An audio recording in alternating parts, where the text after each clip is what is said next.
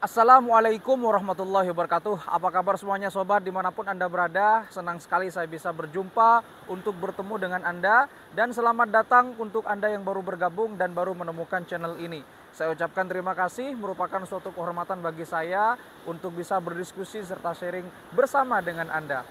Selamat datang kembali di channel Jumpa Hamzah. Bagi Anda yang tentunya dari dulu sejak SD sampai saat ini sudah dewasa, pasti Anda pernah melihat seseorang atau anak yang sedang contek-mencontek. Ya, perilaku contek-mencontek itu memang hal yang tidak dibenarkan. Dan contek itu bukan hanya terjadi di Indonesia saja. Banyak terjadi di belahan dunia. Bahkan di negara maju pun aktivitas atau kegiatan contek-mencontek ini ternyata sudah masif terjadi. Tentu dengan berbagai macam alasan. Dari mulai untuk nilainya tinggi, kemudian tidak belajar dan seterusnya. Tetapi seiring dengan berkembangnya dunia pendidikan dan dunia teknologi, maka hasil cek plagiarisme atau contek-mencontek itu ternyata bisa terdeteksi dengan bantuan tools atau alat. Alat tersebut bernama Turnitin, sebuah software atau tools yang bisa mendeteksi plagiasi. Jadi Turnitin itu ternyata sangat membantu dan terbukti efektif untuk mendeteksi tingkat kecurangan bagi seseorang yang melakukan sebuah plagiarisme. Tetapi di satu sisi, Turnitin ini memiliki beberapa kelemahan, termasuk juga banyak kelebihannya karena memang bisa mendeteksi kecurangan-kecurangan yang dilakukan oleh oknum-oknum yang tidak bertanggung jawab. Tetapi memang ada buah si malakama di sini. Di satu sisi Turnitin ini bisa membantu dan di satu sisi juga ada kelemahan. Nah, kita bahas bareng-bareng. Seperti apa kelemahan-kelemahan dan juga buah si malakama dari Turnitin ini? Ayo kita bahas bersama dan jangan plagiarisme.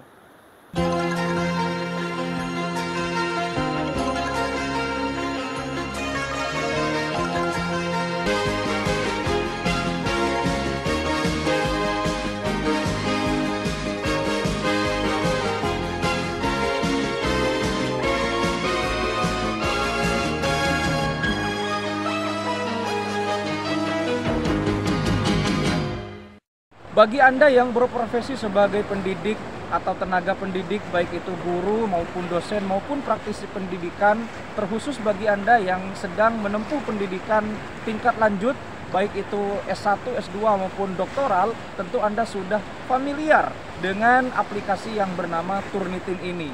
Sebuah aplikasi yang bisa mendeteksi tingkat kecurangan-kecurangan atau tingkat plagiarisme dari sebuah karya tulis, baik itu karya tulis ilmiah ataupun karya tulis yang lain, berupa jurnal, makalah, paper, proceeding, skripsi, tesis, disertasi, dan bahkan tulisan yang lain. Ya, tentu Turnitin ini akan sangat membantu bagi mereka yang mencari sebuah karya orisinalitas. Karena memang tujuan Turnitin pada dasarnya adalah untuk membuat seseorang tersebut membuat karya tulis ilmiah seoriginal mungkin tanpa plagiarisme. Murni dari hasil pemikirannya, murni dari hasil imajinasi dan murni dari hasil pemikiran-pemikiran yang tertuang dalam bentuk tulisan tersebut. Tetapi memang Turnitin ini banyak sekali dieluhkan oleh beberapa mahasiswa yang dalam tanda kutip sering melakukan plagiarisme. Atau mungkin beberapa dosen atau beberapa guru juga memanfaatkan yang namanya plagiarisme. Karena di zaman sekarang ini sangat mudah untuk melakukan plagiasi. Beda dengan zaman dulu ketika masih menggunakan mesin ketik, kita harus mengetik secara manual apapun itu, dan ketika ada contoh plagiarismenya tidak bisa dideteksi. Kalaupun ada mungkin hanya sedikit, hanya sekian persen saja. Berbeda dengan zaman sekarang, di mana dunia pendidikan juga sangat mengikuti perkembangan zaman. Begitu juga dengan aplikasi-aplikasi yang berguna untuk mendeteksi plagiarisme. Sebetulnya ada banyak sekali beberapa software, tidak hanya Turnitin yang sangat digunakan di dunia akademisi, tetapi memang Turnitin ini memiliki tingkat pendeteksian yang lebih akurat dibandingkan dengan aplikasi yang lain, tentunya dalam skala mengecek plagiarisme. Nah, berbicara tentang Turnitin, sebetulnya Turnitin ini sudah ada di dunia.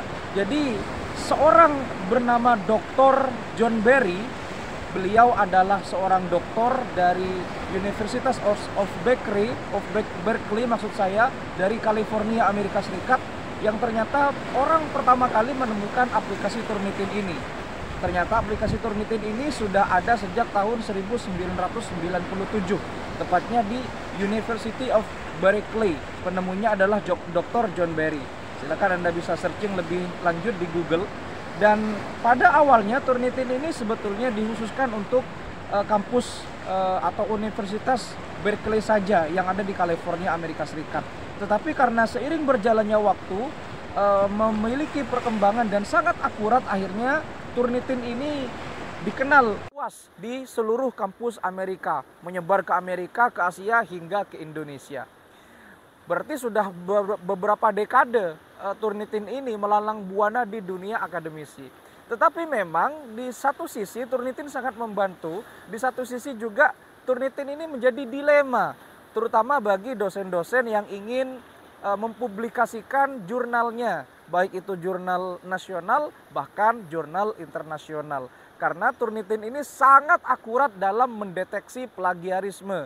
Seperti contoh, ketika kita memasukkan kata atau frase atau kalimat, maka Turnitin itu akan mengecek dari mana kata atau sumber tersebut didapatkan.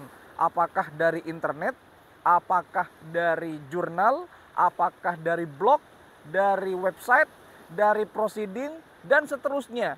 Turnitin akan mengecek semua itu dan akan dipresentasikan seberapa persen kemiripan atau tingkat similarity dari sebuah karya tulis yang Anda hasilkan.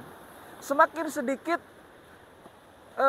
tingkat similarity-nya atau tingkat kemiripannya dengan yang ada tersebar di internet, maka semakin bagus tulisan Anda.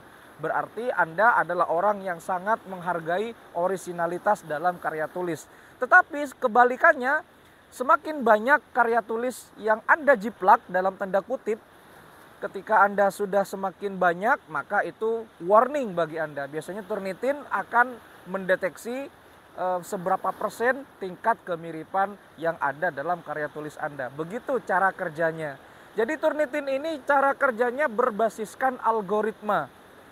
Nanti algoritmanya akan bekerja dengan seksama dan akan mengecek apakah tulisan ini asli atau tidak. Biasanya di beberapa instansi pendidikan atau lembaga-lembaga universitas memiliki tingkat kemiripan itu berbeda-beda. Ada yang 30%, ada yang 20%, bahkan ada yang sampai 35%. Bergantung dari kebijakan lembaga tersebut. S1 itu berapa persen, S2 berapa persen, S3 berapa persen, kenaikan jabatan fungsional dosen berapa persen, dan seterusnya. Jadi biasanya bergantung dari kebijakan masing-masing. Memang Turnitin ini bekerja berbasis data algoritma. Jadi mirip dengan YouTube ya. YouTube itu kalau misalkan kita mengupload dan misalkan terdeteksi kita mengambil video orang lain, maka algoritma YouTube akan bekerja. Dan ketika ingin mengajukan monetisasi biasanya ditolak ya, ditolak kemudian disuruh untuk merevisi lagi dan diubah lagi, kemudian dideteksi lagi dan akhirnya sampai diterima, sampai tidak ada pelanggaran yang dilakukan. Begitu juga dengan Turnitin. Semakin Anda sedikit melakukan similarity atau kesamaan, maka itu semakin bagus. Artinya Anda tidak menjiplak. Ya walaupun Anda menjiplak di internet tentu harus dimodifikasi lah. Ada tentunya beberapa kelemahan dan juga kelebihan dari Turnitin ini. Tentu kelebihannya sangat banyak. Ya saya tidak bisa sebutkan karena memang saya bukan seorang akademisi, saya hanya masyarakat biasa. Dan kelebihannya terutama adalah bisa mengecek plagiarisme sangat akurat. Jadi misalkan kata ibu itu dari mana nanti akan terdeteksi. Nah, lalu bagaimana caranya untuk menanggulangi atau mencegah hal itu terjadi? Biasanya ada yang memakai parafrase. Ya, parafrase merupakan sebuah cara mengedit kata-kata atau frase atau kalimat dengan menggunakan bahasa atau gaya sendiri. Misalkan diksinya dirubah. Jadi kalau ibu bisa menjadi bunda, bisa menjadi yang lain ya, bisa menjadi umi, mami dan seterusnya. Yang penting diksinya berubah dan tidak mengubah maksud dan tujuan dari tulisan tersebut. Itu kan parafrase namanya. Nah, jadi kelebihan Turnitin itu ternyata banyak sekali. Nah, sekarang kekurangannya, kelebihannya tentunya saya tidak bisa sebutkan secara detail ya, karena banyak sekali manfaatnya. Nah, sekarang kelemahannya, jadi kelemahan Turnitin itu, karena memang Turnitin ini berbasis aplikasi, maka bisa saja aplikasinya menjadi error. Ya, karena memang banyak yang memakai, dan aplikasi ini tentunya berbasis website. Ya bisa saja suatu waktu websitenya menjadi down dan akhirnya tidak bisa diakses. Itu yang pertama. Yang kedua, aplikasi Turnitin ini berbasis database. Jadi ketika misalkan saya ingin mengecek tulisan saya dan saya submit ke Turnitin, maka misalkan ketika submit pertama tingkat kemiripannya adalah 30%, bisa saja di submit yang kedua bisa jadi 70%. Kenapa bisa begitu? Karena ketika saya mengupload tulisan saya ke Turnitin ingin mengecek, itu akan masuk ke database. Ketika sudah masuk ke database, maka secara otomatis database Turnitin akan memunculkan tulisan saya yang pernah saya masukkan. Nah, seperti itu. Jadi ketika ini terjadi, Anda bisa menghubungi pihak operator agar tidak dimasukkan ke dalam database. Karena semakin banyak kita memasukkan tulisan kita ke database Turnitin, maka semakin banyak tingkat kemiripan yang kita lakukan. Karena kita mirip dengan tulisan kita sendiri. Begitu. Yang kedua, Turnitin ini biasanya sering error ya. Ya karena memang berbasis website. Jadi misalkan banyak yang akses, banyak yang memakai, bisa saja error. Kemudian berikutnya adalah Turnitin ini ternyata hanya berbatas ya, memiliki batas submit. Biasanya sampai beberapa akun, ada yang 100 akun, 200 akun, dan tentunya Turnitin ini hanya bisa diakses oleh lembaga, hanya bisa dimiliki oleh kelembagaan, tidak bisa dimiliki oleh perseorangan. Ya kurang tahu kalau di negara lain ya, kalau di Indonesia semacam itu. Jadi nggak bisa dimiliki oleh perorangan. Dan berikutnya Turnitin ini ternyata bisa diakali ya dengan cara-cara yang mohon maaf, cara-cara agak curang. Ya Anda tahu sendiri bagaimana perjuangan seorang mahasiswa melakukan disertasi, perjuangannya untuk lolos Turnitin itu sangat banyak.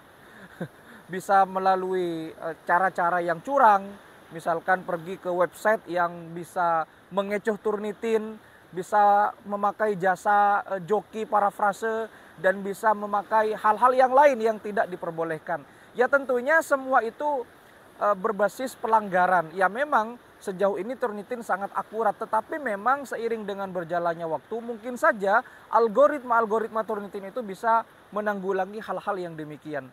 Sehingga buah si malakama dari Turnitin ini tentunya sangat, di satu sisi sangat bagus, karena semakin menghargai tingkat orisinalitas dari penulisnya. Anda kalau misalkan menghargai tulisan orang lain, boleh kita menjiplak karya orang lain karena itu merupakan sumber inspirasi. Tetapi jangan 100% lah ya kita ubah dengan gaya kita sendiri. Ya jangan malas, kalau misalkan malas ya selesai sudah game over. Misalkan dengan trik 1 hari 1 halaman, 1 hari 1 halaman, sehingga bisa dimodifikasi kata-katanya itu. Ya. Di satu sisi bagus, tapi di satu sisi yang lain Turnitin ini menjadi sebuah kabar buruk ya tentunya bagi mereka yang sudah sepuh. Bagaimana mereka bisa menulis karena memang sudah sepuh, sudah usia lanjut, dan tentunya semakin kesini Turnitin ini menjadi momok menakutkan bagi mahasiswa tingkat akhir karena perjuangan untuk melawan plagiarisme Turnitin ini sangat berujung bisa nggak wisuda ya, nggak lolos. Ya tetapi saya kembalikan lagi kepada Anda bahwa Turnitin ini merupakan sebuah algoritma berbasis algoritma database yang mana Turnitin ini berfungsi untuk mendeteksi tingkat kecurangan atau tingkat penjiplakan dari sebuah karya orisinalitas Anda. Ya kalau Anda misalkan punya karya tulis tapi dijiplak kan itu sangat merugikan bagi Anda kan. Itu bisa dituntut secara hak royalti, hak kekayaan intelektual kan begitu. Jadi begitulah kira-kira sekelumit tentang Turnitin ini. Mudah-mudahan yang melihat video ini bisa memberikan manfaat dan edukasi bahwa mari kita tingkatkan karya tulis kita, mari kita tingkatkan orisinalitas kita, hargai orang lain dengan cara kita bisa melakukan sebuah parafrase, melakukan sebuah pengeditan dan tidak mengubah esensi dari tulisan tersebut. Terima kasih sudah menyimak. Kalau misalkan ada kata-kata yang salah atau ada keterangan yang kurang lengkap, silahkan dikoreksi dan dikomentar di kolom komentar. Sampai jumpa di video berikutnya. Wassalamualaikum warahmatullahi wabarakatuh.